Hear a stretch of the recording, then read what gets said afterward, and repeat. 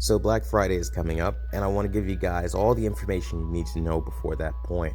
So we're going to start looking at all the manufacturers for the most part, or at least the most popular ones, to help you guys determine which TVs are going to be good to buy. Alright, so the first on our list is Samsung. Samsung, I would skip on this year entirely because they've nerfed their entire QLED line, which is their flagship series. They've diluted color, they've ripped out local dimming on TVs like the Q60R. I mean, it's just a total mess all around, and peak brightness from the Q80 all the way down, nowhere near what it's supposed to be. You're not seeing the blistering levels that you saw last year, and to be very real with you, you're better off buying last year's QLEDs from Samsung. If you don't take this warning, you are wasting your money, and there is no kind way to say that. Now, when we talk about their lower end TVs from like their RU 8000 and below, I wouldn't waste my time on any of those TVs. It is 2019, folks. You should be having a quantum dot television, and if you don't in 2019 and you're actually paying not to have it, that is a really dumb move. And there is, again, no nice way to say that.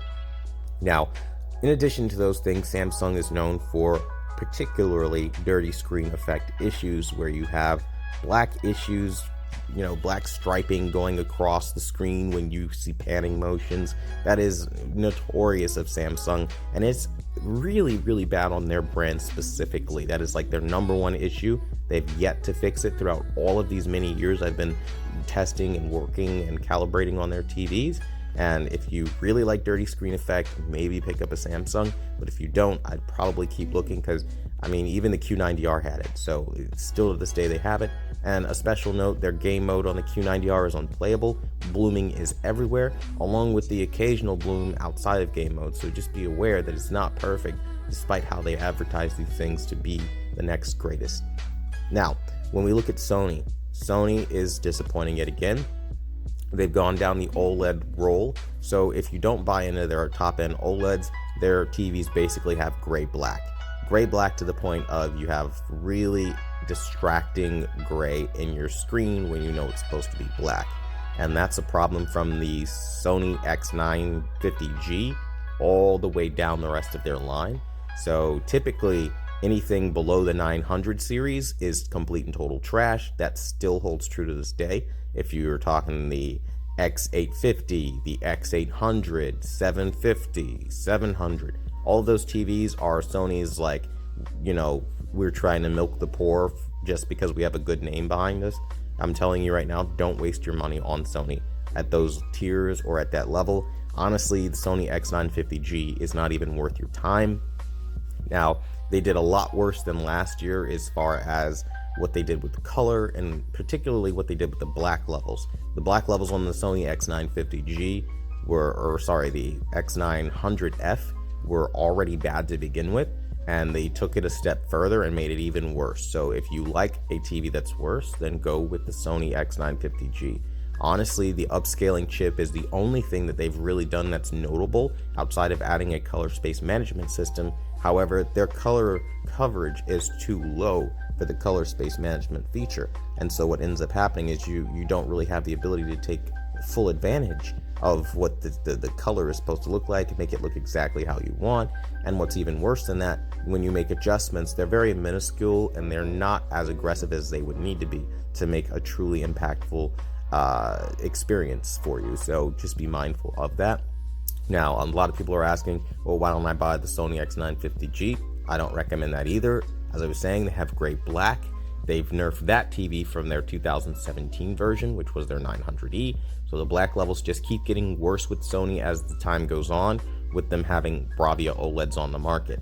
Now, as we talk about Bravia OLED, they are dim by comparison to what you would expect out of the standard for HDR, which you need at least 1000 nits to experience true HDR, and you don't have that on OLED. So you are pretty much wasting your time. They're going to try to tell you that you have perfect black, at which point I will just educate anyone believing they have perfect black that there is no such thing as perfect black.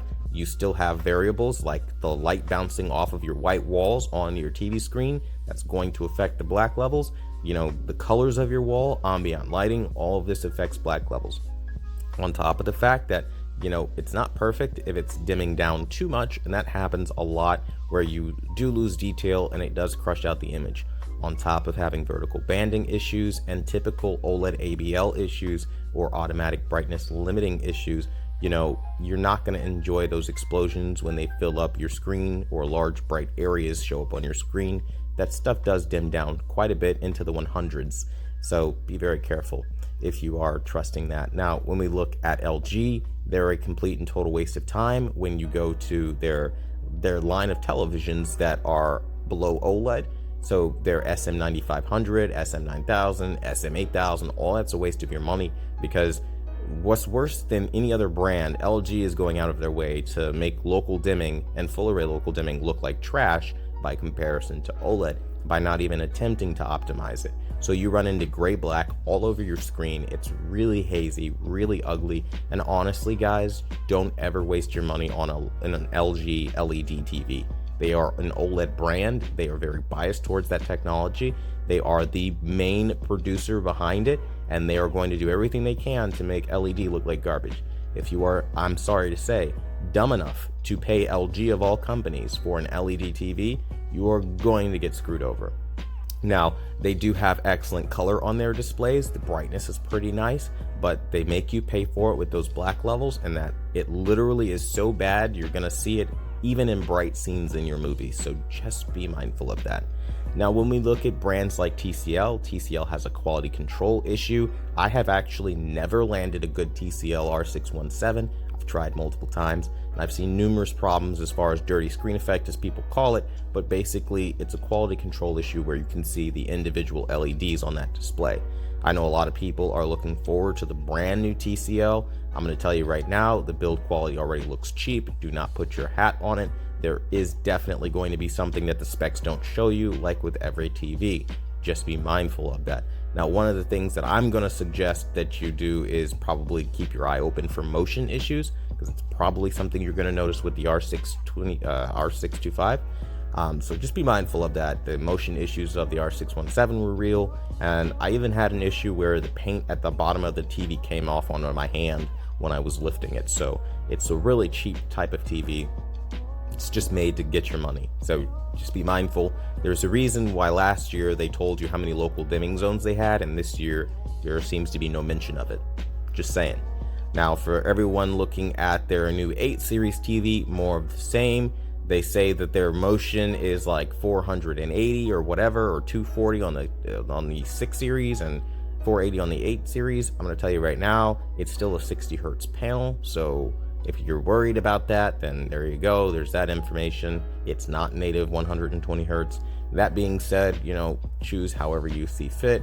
I know it's not a big deal for most people, but again, it depends on you. Now, when we look at Hisense has virtually no TVs on the market. They're very rare when you do find them. They have massive issues as far as their HDMI ports, and particularly audio issues. A lot of reports of ARC not working, ARC dropping out.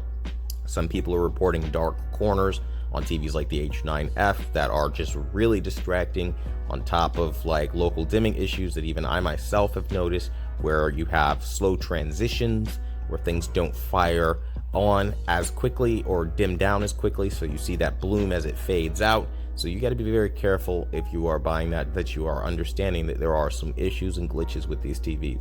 I mean, I could do this all day. Vizio, we look at Vizio.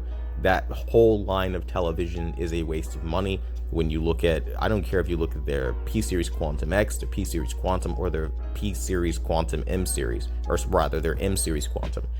They're all a waste of money, because when you look at how, when you turn it on, there's blooming. When you watch the actual television itself, you have all of this distracting crap all over the screen.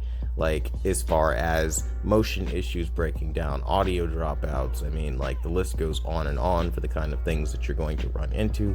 And ultimately, I'm telling you right now, if you trust Vizio with your money, you're not going to be happy. Essentially, the message is simple. Don't waste your time on 2019 TVs. If you can, hold out for as long as you can, and that way you guys will be good for holiday of 2019. But I'd love to hear your thoughts in the comment section down below. Thanks for watching the #1 brand in honesty, and until next time, I'll see you guys later.